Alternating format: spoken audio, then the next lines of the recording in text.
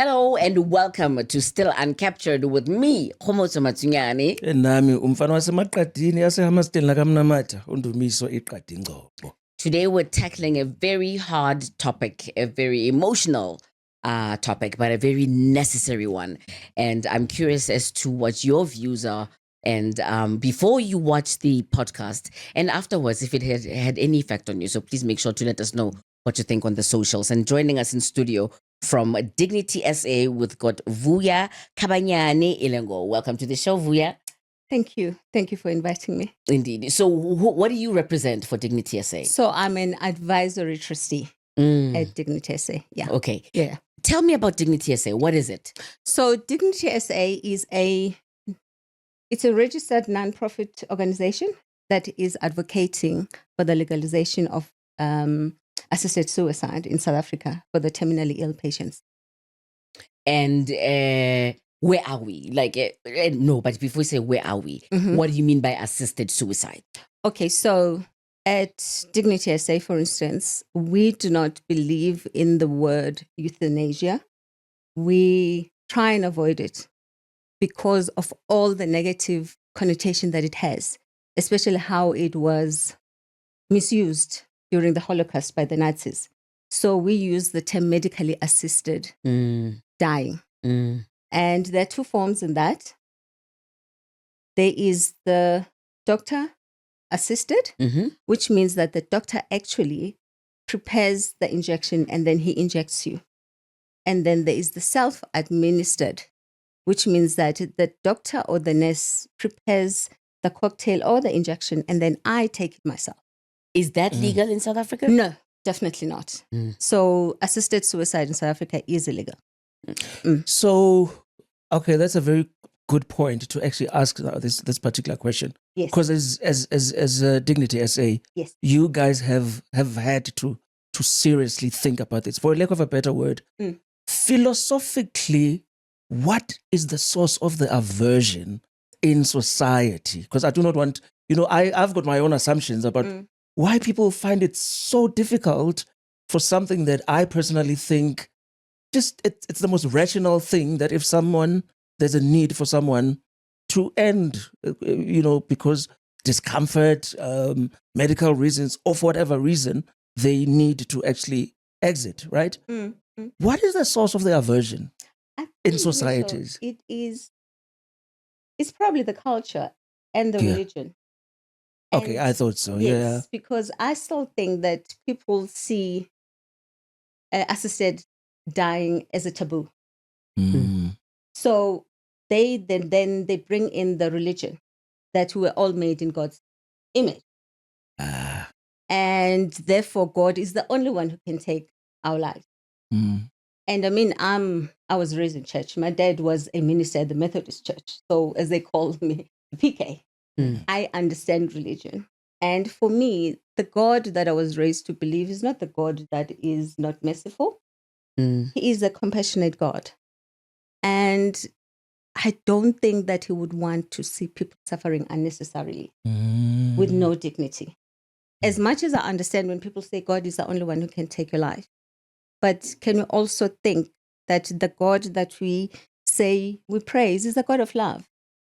When my father died over 2 decades ago, he had a stroke, a massive subdural hemorrhage.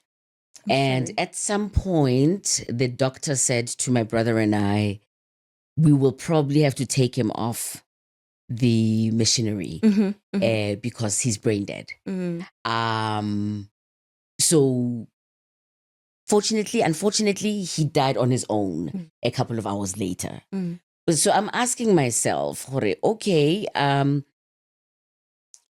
is that not a form of assisted suicide when you remove the machinery? Why don't then we just say, okay, he's brain dead. So do you understand? There seems to be a hypocrisy between how we save lives, the choices. What is that line between that? Because just to amplify that question is, how many times have you and I heard of someone that, for very understandable reasons, you know that this person, quite honestly, is terminally ill. And then the hospital, they need the bed, particularly in public hospitals. In private hospitals, they can keep the person for as long as you are able to pay. But in public hospitals, how many times do they knowingly that if this person actually goes home, they're just going there to die?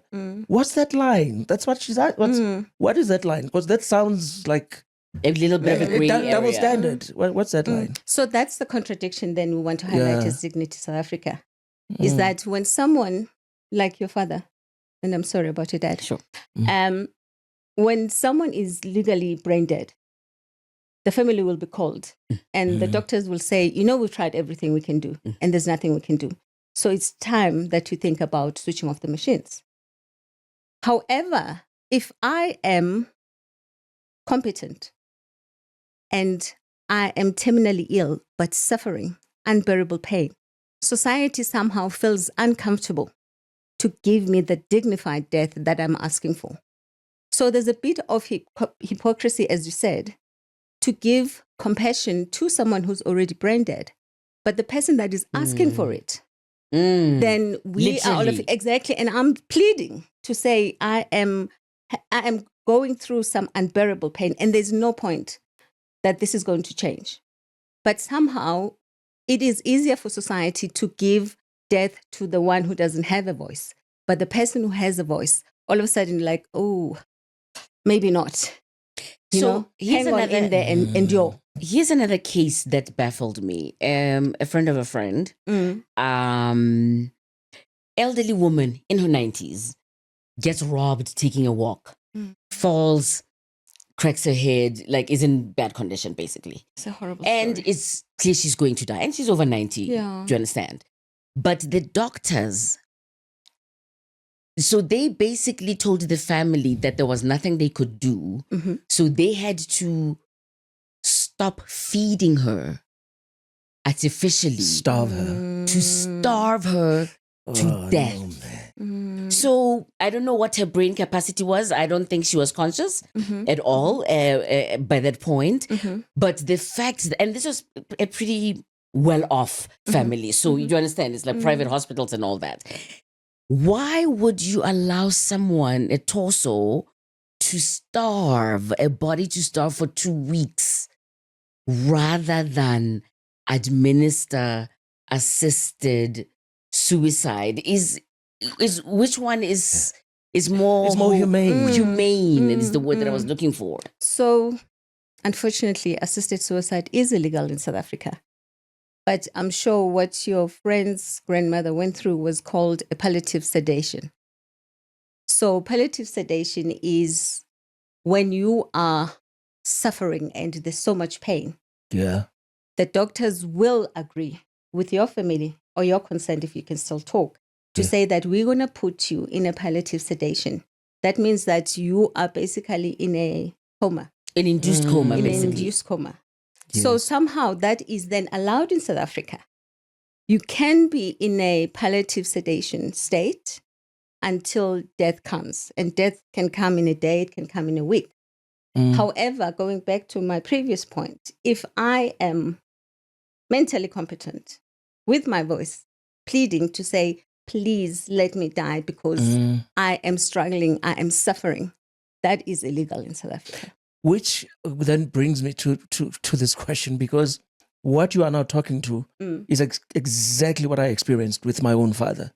December 2019, he is terminally ill. He's got lymphoma. It's clear that chemo is not helping him. It's not working, but he's absolutely lucid. He calls me, he calls my mother into the ICU. He says to us, Bantabami, nkosikazi wami, can you please just in your hearts find it in you to just let me go? Whatever it is that you can do to just go. This is now undignified. I just exist to have my things changed, my be cleaned and so on. And I'm in excruciating pain. And we did not have the opportunity to even ask the question, to say, but what could we do?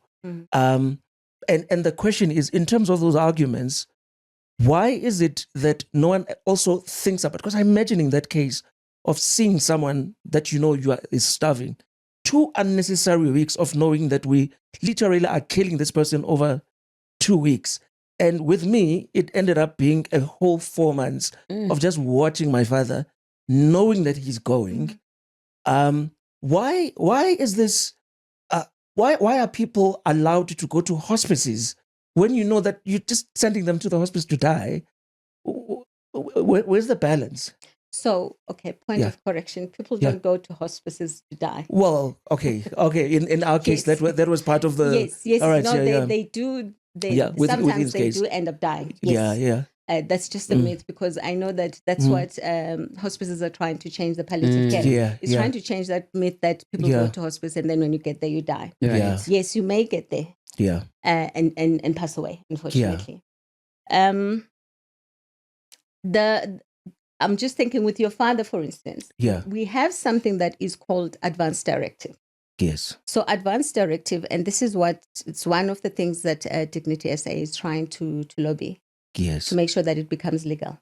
But luckily at the moment it is recognized by the medical fraternity. Yeah. So what advance directive is a living will that says that if I no longer want to continue, like your father, yes, if I no longer want to continue with medication, please stop. Yes. And then it's also, you select a health proxy, someone who will say, my dad doesn't want this. If you can no longer speak on your behalf, you have to have someone then who speaks on your behalf. So that's what advance directive is. For instance, then your father could have chosen you because maybe your mom wouldn't have had the heart to say, okay, we're stopping now. Yeah, absolutely not. She would not have gone for it. So when you choose a health proxy, it's very important that you choose someone who's going to be able to speak on your behalf when you can no longer speak on your behalf. So it can be, it doesn't necessarily have to be your husband or your wife. It can be your friend. Whoever you nominate. Whoever you nominate that you know is going to have your back when you can no longer speak, that is the person then that you select. So then, because that person will say, stop, no more medication. Vuya has had enough. Switch off the machines. Yeah. But unfortunately, it still can't be, please help Vuya to die, because assisted dying in South Africa is illegal. They can only stop the medication because sometimes, as we said, we keep on giving people medication for like months and there's no point. And that person, all that person needs is pain management. But even pain management sometimes is not good enough. Yeah. Which is why we're fighting for assisted dying, because as much as people will say, no, there's palliative care. Yes, palliative care is good to a certain point. Like you were saying, your father, there was a point where it was just pain. It was just pain. It was just pain. Then that is when assisted dying would come in, especially because he was aware and he's asking for it to say that this is no longer dignified for me. I no longer feel like myself. Yeah. Can I please be released? Can you guys let me go? You know, I thank God that I put my foot in it about hospices, because this is exactly why we do this. Yes. So guys, people don't go to hospices to die. This is what I believed. And they don't. Yeah. No, they don't. Yeah. No, trust me. Before I was involved with the I also thought, okay, you actually go to a hospice because there's nothing to be done. On your last week, for instance. And that's not the case. You can still go to a hospice. No, I know people who walked out of hospice. Yes. Yeah. You're first diagnosed. If you need palliative care, you can go to hospice. Yeah. It's just that for us, I think now we think hospice is like, it's just on the way last, to the mortuary, basically. Exactly. Yeah. So let me ask you this. How does DNR then enter into the conversation? You know, there's this option of do not resuscitate. That is the advance directive. So this is then when you've selected a friend that is your health proxy that will say, Omotso does not want to be resuscitated. Please do not do that. Stop immediately. Yeah. Because without that... Now, does it have to be written? Is the hospital going to say, let's prove it? So it definitely has to be. There has to be something that is written, and then it has to be signed by 2 witnesses. Because what happens is, for instance, in Dumiso's case, your father could have done a advance directive. Yeah. And then chosen you. And then your brother or your sister comes and you saying, guys, Ubaba wants to go. Yeah. And then your sister comes and says, no, I'm not letting Baba go. I still want my dad around. Yeah. So then this is when the fights in the family start. And if it is written and it has been signed by witnesses, whoever has been chosen as a proxy takes it out, shows it to the doctor and says, this is what my dad wanted. Okay, Yeah. let's hold it right there. We'll be back with Vuya Kabanyane Ilengou joining us in studio, talking about the very sensitive and very important conversation about assisted suicide, not euthanasia. Welcome back to the show. Vuya just corrected me. It's not assisted suicide. It's assisted dying. Yes. Why is language so important? Because, for instance, when we were talking about euthanasia, if you can just go back, I mean, euthanasia, if you broadly define euthanasia, it literally means dying well. It means a good death. Yeah. However, over the years, as I said, it collected so much negative connotation that when you say to someone euthanasia, they start thinking of either the Nazis or they think of a pet, a dog that you're going to put down. So that's why language is very important, because that's why people then see assisted dying as a taboo. So it's important to use neutral words that are not going to have people's backs up.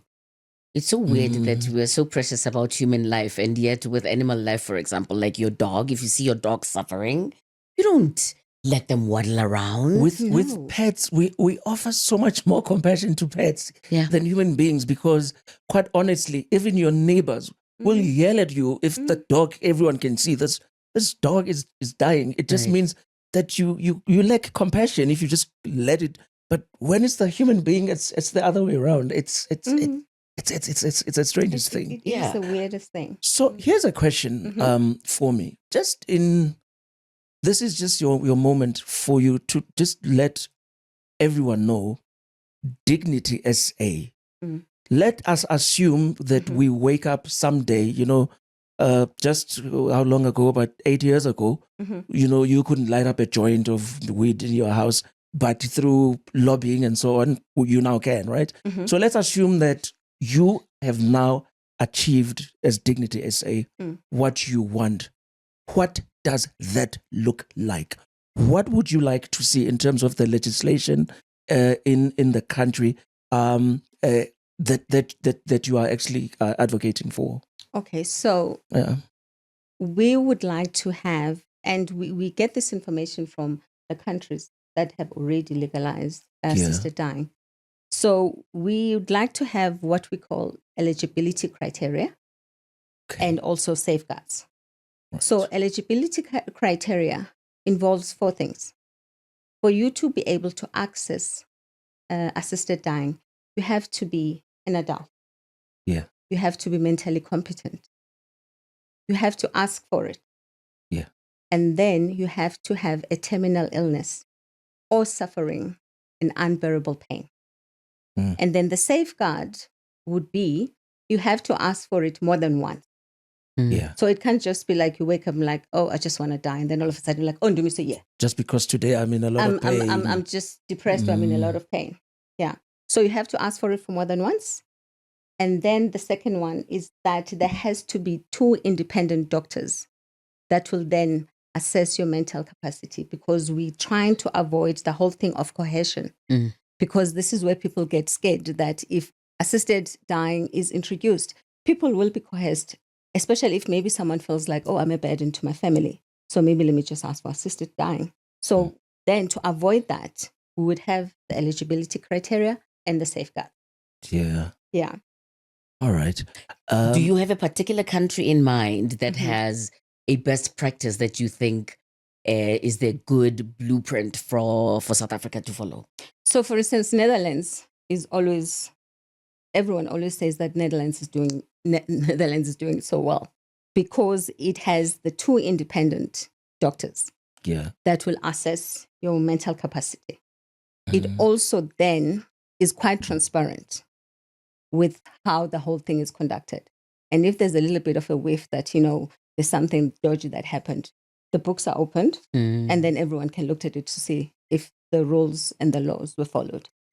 So that is what we'd also like to see happening. You know, there's a lot of laws, for instance, particularly when the laws are not particularly rational. So, for instance, like marijuana, like the laws were always just very irrational. And what then tends to happen is, I do not know how many people in the last I don't know, 15, 20 years would actually have been, that the police would have enforced the law against marijuana because everyone was smoking it so well. So here's my question is, and this is not encouraging people to do things outside of the law. Let us assume that in my particular case, we went back, my mother and I, and as a family, we said, stuff the law. We're actually going to find a friend who's a doctor. Please prepare for us some concoction. My father is willing to actually do it. And this somehow got found out. The question is, as we stand now in South Africa, where are we in terms of the enforcement of those laws? Well, I think all of us, we are adults here. I think we pretty much know that people are doing these things illegally, right? So if you are found out, just how badly, what's the environment in terms of law enforcement in South Africa right now? So you will still be charged of murder because it is illegal. However, I mean, if you look at the case of Professor Sean Davison, the guy who co-founded Dignity South Africa with Professor Willem Landman, he assisted his mom in New Zealand. Remember that case? Yes, to die. And the mother was 8 years old and she was terminally ill. And she asked him to help. And he did. And the word got out. He then got charged with attempted murder. But because the doctor realized that the act was not done out of malice, it was out of compassion, he was then sentenced 5 months house arrest before he then came back to South Africa to co-found Dignity SA. I mean, even if you look at the first case in South Africa in 1975, Dr. Hartman, this was way back in 1975, he also assisted his dad who was terminally ill with cancer. And the courts also found that, you know what, a compassionate act cannot really be viewed in the same way as me looking at you, Ndumiso, and say, I actually don't like the looks of Ndumiso, therefore I'm going to kill him. So there's always somehow compassion, but we do not want to say that because then people are going to think, oh, then I'm just going to be getting a light sentence because it is still illegal. Because even with Dr. Hartman, the judge said, I understand this was done out of love, out of compassion. So I'm finding you guilty until I walk out of this court. You are guilty from sentence until I leave the court. And then after that, you are free. So that meant that he basically, for the time the judge delivered the sentence, him standing up to walk out, that was the time that he served his sentence. Where does depression fit into this? Extreme depression, because some people are so depressed that they want to take their own lives, right? Mentally, emotionally, psychologically, heavy stuff where someone just says, I want out. And we have people who die by suicide all the time. And I'm always just kind of feeling like, hey, people are pushed to such an extreme because of the ways that they have to do it, like gunshot. Hanging seems to be very popular. There's so many different things. Does the Netherlands case have room for extreme depression? I'm just wondering if I'm thinking for myself, or sometimes I do get depressed. And I've certainly thought about I want to just off myself. I'm still here, so don't stress. But I've had low moments in my life where I thought that is better than this. We need a red button for every time. Give me a red button. But how should we be having a conversation around depression and people who think that assisted dying? Yes, assisted dying is might be a solution for them. Does depression come in? So in Netherlands, you can go and apply for assisted dying, for instance, if you are depressed and you have gone through all the eligibility criteria and the safeguards. However, in most countries where assisted dying is allowed, they always say that you have to have a terminal illness, Right. for you to be able to access it. So it is a bit of a, mental illness, not really part of assisted dying. Right. Unless maybe in that country, then they include it in the eligibility criteria. But in most countries, not. Yeah. So that would, does it then follow just logically that includes things like, for instance, for myself, Alzheimer's. I mean, one of my greatest fears is like having like a place where I actually, I'm no longer myself. Like I'm, like seriously, like I'm no longer doing it. So does depression and Alzheimer's Interesting, yeah, feed off the same dementia trough? and all So the assisted dying only caters for terminally ill, which is the motor neuron disease. And it would be the terminal illness like the cancer and all those diseases that they're viewed as having no hope for you to recover. When it comes to depression, for instance, people always claim that you can always recover from depression. So therefore, there is always that thought. Whereas if I have terminal cancer and I'm dying, there's no hope. It's not going to change. So then but Alzheimer's also, I mean, really, like who's ever recovered from Alzheimer's? But you're not suffering. You're not suffering. There's no pain that is intolerable. You see, this is where this is for me, and I know that you only really. So this is not about you. This is just this conversation we're having about. Honestly speaking, when you cease to be Khumutso, and we all are in agreement that this is no longer you. It's just this. What is the point of all of it? You see, this is where, because I think you and I maybe are a bit too far. No, I think we're extremely far. Personally, dementia and Alzheimer's scares the hell out of me. Yeah. Because for me, to not being able to recognize the people that you love, and when you start seeing things, because they start seeing things. I mean, my grandfather had that. And he used to look at the walls and say, oh my God, such big frogs on the walls. That would freak me out because I don't want to be seeing things and also not being able to know who's who, where am I? You know? But unfortunately, because it's not considered it's not an intractable pain. Yeah, it's almost like the pain cannot be quantified almost. Yes. Because, I mean, I remember being in an ER for whatever, I was taking someone to the ER, and this old man, like, walked in, right? And he's dressed, I mean, for the lack of a better word, he was dressed like a homeless person, whatever. He walks in, he wanders into the thing, and then the nurses, because it's like one of those life hospitals, they are nice to him, and so finally they figure out who his family is. And then the children come to now fetch him because he had wandered off something like, I don't know, like 36 hours before. They did not know where he was, Alzheimer's.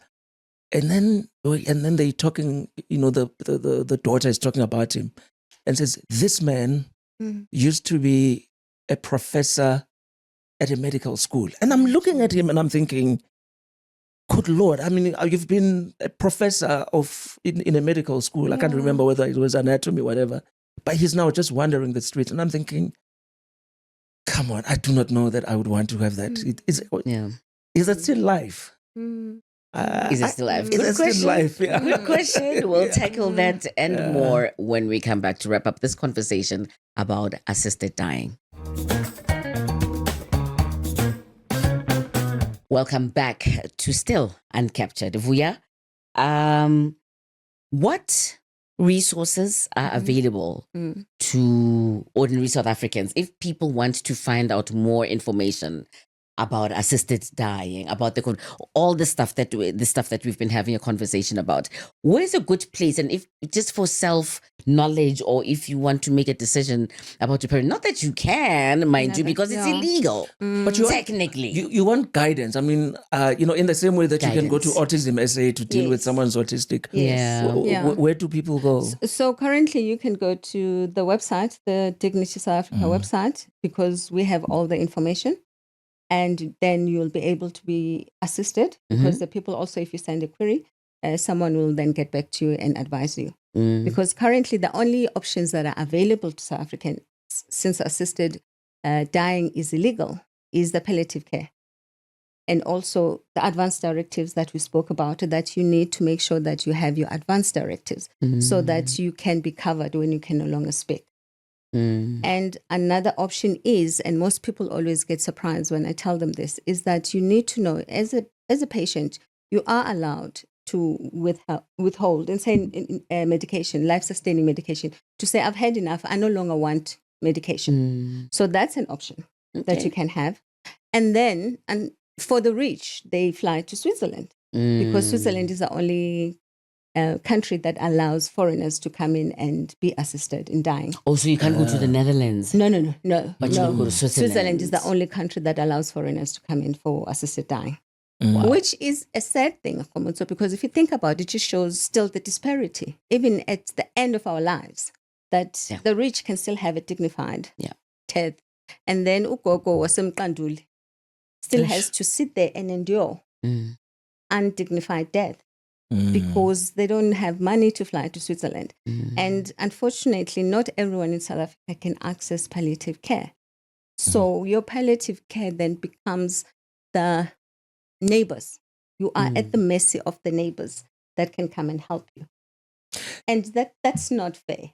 It can never be fair. You know, the thing about also, now that you're actually talking about it, it's actually quite ironic that historically, and I think you probably know this, and maybe you can even talk more about it, is that where we, as particularly as Africans, traditionally, 200 years ago, before colonization actually became so endemic, and it became so much of our blood, traditionally and culturally, back in the day, people did assist people to die, and it was part of. Do you mean pre-colonially? Pre-colonially, I think people. You heard of these of these cases of people that, for whatever reason or not, everyone just said it was acceptable. This person needs to be basically almost put out to pasture. There's a Zulu word that I am thinking about, and I cannot find it, where people would actually even be given like raw liver. Yes, that's what I was going to say. So they call it, and I've come across that as well. Yes. So they call it ukucelelwa komuntu Yes, emadlozini. emadlozini, yeah. Yes. Which means to request on behalf of somebody Yes. from the ancestors. From the Yes, ancestors. so that they can open the way for this person. Yes. So what would happen is that if you were ill and they've tried everything, they've called the sangomas to come and help and nothing happened. Nothing. Yeah. So they will slaughter an animal, and then they would take a liver of that animal and mix it with some herbs, Yes. and then give it to you to have a piece. And I'm told that by the very next day, you would die. No, I saw it in my family, my extended family. It actually really worked out that way. It's like it was Mkulu, and Mkulu was just too old, and they did this whole ritual. By 3 in the morning, they were gone. Which then brings that, because I mean, the only reason I'm bringing it up is that sometimes this argument about it's culture, it's anti-culture to do this is a bit ridiculous. Because I think pre-colonial times we did actually go down this road. Now we still do it. We still do it. There's some cultures, I think in the Xhosa culture, for instance, that they will speak to someone. When you are sick and there's nothing that's happening, they will say to you, you know what, Mama, or that it's too much now. We are releasing you. We're letting you go. It's okay. You can also let go. And because I actually was calling around people checking what is a cultural thing to do. So this is what I was told. And people actually pass. Because sometimes you're holding on thinking, what's going to happen to my kids? What's going to happen to this? What's going to happen? But the minute someone says, it's okay, you can go, Be at peace. Be at peace. So it means that we do realize that we need to let someone go. It's just that when we have to give them medication, all of a sudden it becomes a taboo. Short of me, which by the way, there've been time. When sometimes you've got time to think, I thought, I wonder what I would do if I were to actually stand as like an independent MP, when they started changing this thing. And I was like, what would be my things? And what would be a platform? Like assisted dying. Yes. But then it's making me think right now that I'm imagining that as dignity as are you in the political sphere, are you exerting any pressure?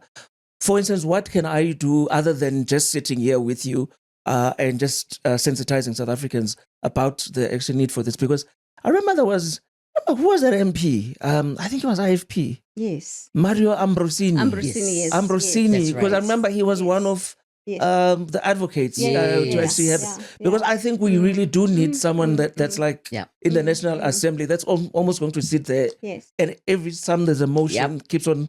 Yeah. Where are you with the politics, or are you? Yes, are there any parties that parties? support this? So currently we are putting together a case to take to court. So that we can then at least fight it to court, so that it becomes easier once we've won the case to take it then to a parliamentarian to say that, okay, this case has been won. Because if you think about it, there is a room to win this. Yes. In 2015, there's a gentleman called Mr. Stransham Ford, who actually won the case to be assisted to die. Here in South Africa? Here in South Africa. So that is not unconstitutional at all? No. Unfortunately, what happened is that even though the judge found in his favor that he could be assisted to die, he passed away a few hours before the judgment was delivered. And then the Minister of Justice quickly took the case to the Supreme Court of Appeal and appealed the judgment. So then the judgment, because the gentleman had passed away, they found that the judgment was there was no need. It was invalid because the person had passed away. But then the positive thing about that was that it then showed organizations like Dignity South Africa that there is a case to be won. Because even if you look at our constitution, the Bill of Rights, do say that you have a right to have your dignity protected and respected. Yeah. And it also says that, I'm paraphrasing here because I'm not a lawyer with those words, Legalese. but there's a part that says that you have a right to do what you want to do with your body. So if you look at that, I have a right to dignity. I have a right to do what I want to do with my body. Surely if I'm living a life that I feel is no longer dignified, can I then ask for assisted suicide, assisted dying? I am so curious as to what the motivation was for a Minister of Justice to actually be so passionate. Because South Africans are very conservative. Yes. And Christian, religious and conservative. So, our core issues are like, if you were to, I wouldn't put a referendum for South Africans on assisted dying, because they would overwhelmingly say no. Our constitution is a completely different matter. Here's a question that I have for you, Vuya. Do you believe in life after death? We have this conversation all the time. I do. Why? And what do you believe in? I believe that there is life after death. I believe in reincarnation. Okay. Oh, yeah. I believe that I'm coming back. Okay. Oh, yeah. And I've already said to my husband, listen, if this doesn't work and I get to the other side, can we just check out first? If there are other people, you want to see your options. Exactly. If you die first and I get there, don't come to me. Let me explore and see if there are other people. So I do believe in reincarnation. I mean, I have to, but also because I was raised Christian, I have to believe that I'm going to see my parents who passed away. Right. Because it's something that makes me look forward to that, I'm going to see them one day. Because part of this conversation, and I love that you went there with this conversation is this thing where, this aversion that we all have about talking about something that is so natural, that is so inevitable as death. And do you find that that's part of a difficult thing? I mean, if you are at a party somewhere, in a cocktail party or a braai, it's a very difficult conversation to have with people, because if you're going to a party and you start talking about death, people look at you like, why is he talking about death? Have you found that it's a difficult conversation to have with people? It is a very difficult conversation. Yeah. And one of my qualifications, I'm a death doula. So a death doula being a non-medical person who actually helps people to transition. So every time I say that to my friend, it's always like, Dr. what Death. is wrong with you? Mr. Black. Mr. Joe Black. Joe Black. You know? So it does feel like, oh God, here comes Vuya, she's going to talk about death. Yeah. But it's something that we need to talk about. We have to. Because I you love know talking what, about death myself. I'm obsessed. I'm so morbid. and the thing, Khomotso, that I always say to people, we need to talk about death and we need to make sure that our things are in order. Because there is nothing stressful like having your things not in order, because this is when fights start in the family. Because we love is dumb. This is when we say, Baba wanted to be buried is Lalin. And then the other child says, no, but Baba told me but he wants to be buried here. Yeah. And then people start fighting. Whereas if you have your things in order, your kids, your wife, your family, they have time to sit and grieve your passing in dignity. So it's always advisable, let's just have our things in order so that people don't start calling Old Mutual. Did you Undumiso have a policy lapo? Yeah. Just put your things in order so that your family knows that these are all our father's investments. But this we is don't what he see. wanted. None of us think we're gonna die. But it's a so short weird. Like we know we're gonna die, but at the same time, the denialism. I'm not gonna die now. Yeah. I'm not gonna die until tomorrow. you die tomorrow. Until you die. And then your things are not in order. And the family's left a mess. And people are fighting over your things. I wanted to address something before we finish off. It's quite obvious if you're watching this show that we're very one-sided. No, of course we are. I'm not even pretending to want to know what the other side thinks about this, because I have very strong opinions that this is the way of the future. I'm slightly different. Just sorry to cut you in your. I'm slightly different. I'm actually very interested. So please also just drop us comments. As you watch this podcast, I'm very interested in the other side, and the reason I'm so interested in hearing the other side is I have yet to come across a logical, rational side that says that I feel actually, that's going to make me question all of this, because there is nothing I have heard that has convinced me, and not because my mind is closed, because I really am interested in it. So just drop us a comment and just let us know why you think we're wrong, because you're right. I think you and I are in agreement on this, and so all of us, we're all in agreement. Yeah. Other than what we are doing here right now to talk about this and Dignity SA, and when that time comes, when you've taken the matter to court and so on, now you are lobbying, for instance, the National Assembly. Yes. Because I think we will still be here. We're very sure that we'll still be here doing this.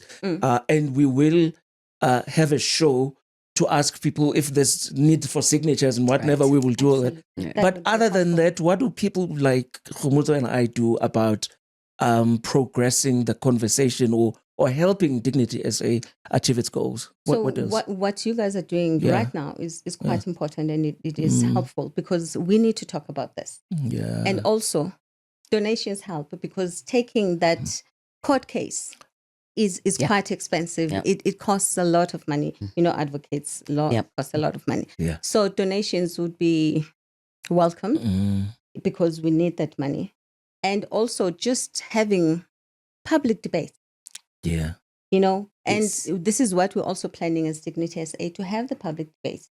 Invite the traditional healers, invite the church leaders, to say, let's have the conversation, let's open it up, let's hear your point of views, Mm. so that we understand exactly what is the stumbling block, if there is a stumbling block.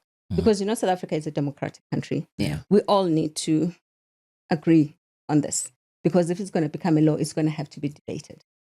So the dialogues are quite important. Mm. Donations would be lovely. Yeah. We are fans. And also, if you are, you're sitting there and you've got an estate that's like worth 50 million, whatever, because those are the ones that help the most. Yes. No, they're 5 million. They're 5 million. And people actually do so. And you might be joking about it. The reason that, because after Dignity SA was co-founded, it stalled a bit because there was no money. Yeah. Until a certain lady left them with an over $1 million donation in her will.